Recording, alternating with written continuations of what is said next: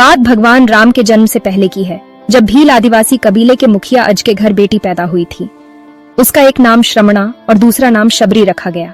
शबरी की माँ इंदुमती उसे खूब प्यार करती थी। बचपन से ही शबरी पशु पक्षियों की भाषा समझकर उनसे बातें करती और जब शबरी की माँ उसे देखती तो कुछ समझ नहीं पाती थी। कुछ समय बाद एक पंडित ने शबरी के परिवार को बताया कि वो आगे चलकर सन्यासी बन सकती है। इस बात का पता चलते ही शबरी के पिता ने उसका रिश्ता तय कर दिया। जैसे ही शादी का दिन नजदीक आया, शबरी के घर वालों ने खूब सारी बकरियां और अन्य जानवर घर के पास लाकर बांध दिए। एक दिन शबरी का माँ जब उसके बाल बना रही थी तो उसने माँ से पूछा, इतने सारे जानवर हमारे घर क्यों लाए गए हैं? माँ ने जवाब दिया, बेटी, तुम्हारा विवाह होने वाला है, इसलिए हम लोगों ने इनका इंतजाम बलि के लिए किया है। तुम्हारी शादी के दिन ही बलि प्रथा होगी और फिर इनसे स्वादिष्ट भोजन बनाकर सबको परोसा जाएगा। यह सब सुनकर शबरी दुखी हो गई। काफी देर तक शबरी ने उन जानवरों को आजाद करने के बारे में सोचा। सोचते सोचते शबरी के मन में हुआ कि अगर ये जानवर यहाँ नहीं होंगे तो इनकी बलि रुक सकती है।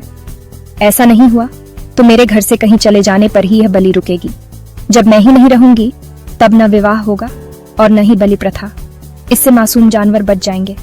इसी सोच के साथ जानवरों को रखी गई जगह पर शबरी पहुंची। उसने सोचा कि उन्हें खोल देती हूँ, लेकिन वो ऐसा नहीं कर पाई। उसके बाद शबरी जंगल की तरफ भागने लगी। भागते भागते शबरी ऋषिमुख पर्वत पहुंच गई। वहां करीब 10,000 ऋषि रहा करते थे। शबरी को लगा कि वो भी इसी जंगल में किसी तरह ऋषि मुनियों की सेवा करके अपना जीवन जी लेगी। वो चुपचाप उसी जंगल में एक हिस्से में किसी तरह से रहने लगी।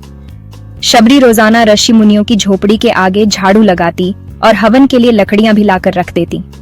ऋषि मुनियों को समझ नहीं आ रहा था कि जंगल में उनके काम अपने आप कैसे हो रहे हैं। एक दिन शबरी को किसी ऋषि ने देख लिया। उसे देखते ही उसका परिचय पूछा। जैसे ही शबरी ने बताया कि वो भील आदिवासी परिवार से संबंध रखती है तो उसे ऋषियों ने खूब डांट लगाई। शबरी को इस बात का बिल्कुल भी पता नहीं था कि उसकी जाति छोटी है और उसे ऋषियों द्वारा जाति की वजह अपमान सहन करना पड़ेगा। इतना सब होने के बाद भी शबरी हर ऋषि मुनि के दरवाजे पहुंचती और उनके आंगन में झाड़ू लगाकर उनसे गुरु दीक्षा देने के लिए कहती। हर कोई शबरी को उसकी जाति की वजह से अपने आश्रम से भगा देता था। ऐसा होते होते काफी समय बीत गया। उसके बाद शबरी मतंग ऋषि की कुटिया में पहुंची। वहां पहुंचकर मतंग ऋषि को शबरी ने बताया कि वो उनसे गुरु दीक्षा लेना चाहती है। उन्होंने खुशी खुशी उसे अपने गुरुकुल में रहने दिया और भगवान से जुड़ा ज्ञान देते रहे। शबरी ने भी अपने गुरु मतंग ऋषि की सेवा करने में कोई कसर नहीं छोड़ी। वो गुरुकुल के भी सारे काम करती थी। शबरी से खुश होकर मतंग ऋषि ने उसे बेटी मान लिया था। समय के साथ मतंग ऋषि का शरीर बूढ़ा हो गया।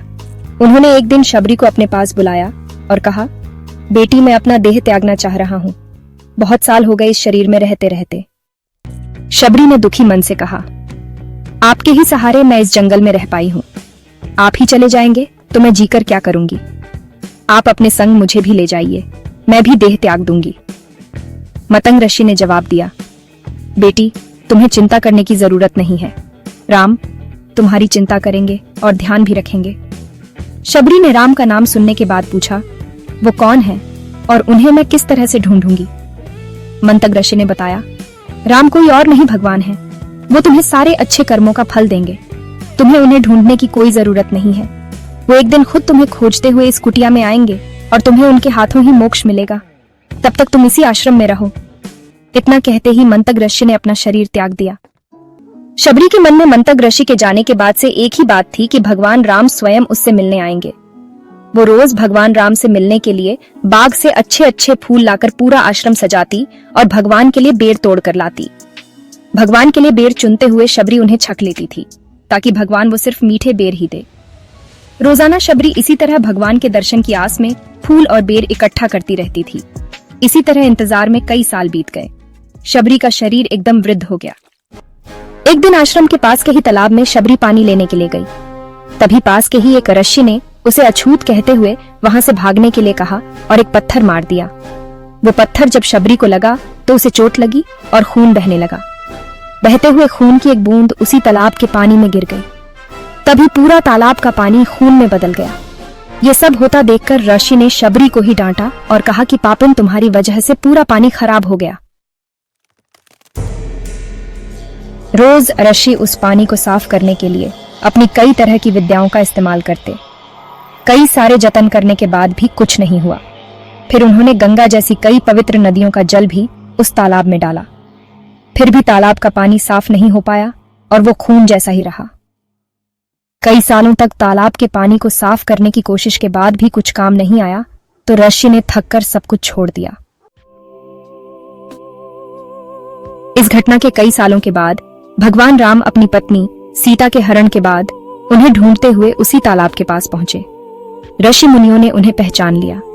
भगवान को वहां देखकर ऋषियों ने तालाब का पानी साफ करने के लिए भगवान को अपने पैर उसमें डालने के लिए कहा, लेकिन पानी जैसे का तैसा ही था। ऋषि मुनियों ने भगवान से भी कई अन्य जतन करवाए, लेकिन वो पानी जस का तस खून जैसा ही रहा। तब भगवान ने ऋषियों से पानी के रक्त में बदलने की कहानी पूछी। तब ऋषि ने शबरी को पत्थर मारने वाली सारी बात बता दी। उसके बाद कहा कि वो महिला ही अपवित्र है, छोटी जात की है, इसलिए ये सब हुआ है। उसी वक्त भगवान राम ने कहा, ये सब आप लोगों के खराब वचनों से हुआ है। शबरी को इस तरह के शब्द बोलकर आप लोगों ने उसे नहीं बल्कि मेरे दिल को घायल किया है। इसी घायल दिल के रक्त का प्रतीक ये तालाब का लाल पानी है। आगे भगवान राम बोले, कहाँ है वो माई, मैं उनसे मिलना चाहता हूँ। तब तक शबरी उसी तालाब के पास पहुंच जाती है। इस दौरान शबरी के पैर को ठोकर लगती है और कुछ घूल उस तालाब में गिर जाती है। तभी सारा पानी साफ हो जाता है। भगवान सबसे कहते हैं कि देखिए, आप लोगों ने क्या कुछ नहीं किया, लेकिन पानी साफ नहीं हो पाया। अभी सिर्फ इनके पैर की थोड़ी सी धूल ने ही तालाब का पानी साफ कर दिया। भगवान राम को शबरी पहचान चुकी थी। उन्हें प्रणाम करके शबरी ने कहा, भगवान आप मेरे साथ कुटिया में चलिए। भगवान भी खुशी खुशी शबरी के साथ चल पड़े। फूलों से शबरी ने भगवान राम का स्वागत किया। वो सीधे बेर तोड़ने के लिए बाग गईं और छक छक कर उनके लिए बेर लेकर आई। उन्होंने बड़े ही प्यार से भगवान राम और उनके भाई लक्ष्मण को बेर दिए। भगवान राम ने भी उतने ही प्यार से उन बेर को खाना शुरू किया। तभी बेर देखकर मुंह बनाते हुए लक्ष्मण ने कहा, भैया ये बेर झूठे हैं, इन्हें आप कैसे खा सकते हैं? भगवान ने जवाब दिया, लक्ष्मण ये झूठे नहीं बल्कि बहुत मीठे हैं। शबरी माई हम सबके लिए ये बहुत प्यार से तोड़कर लाई हैं। इतना कहकर भगवान राम प्यार से उन बेर को खाने लगे। भगवान ने जाते हुए शबरी माई से कहा, आप मुझसे जो चाहे वो मांग सकती हैं।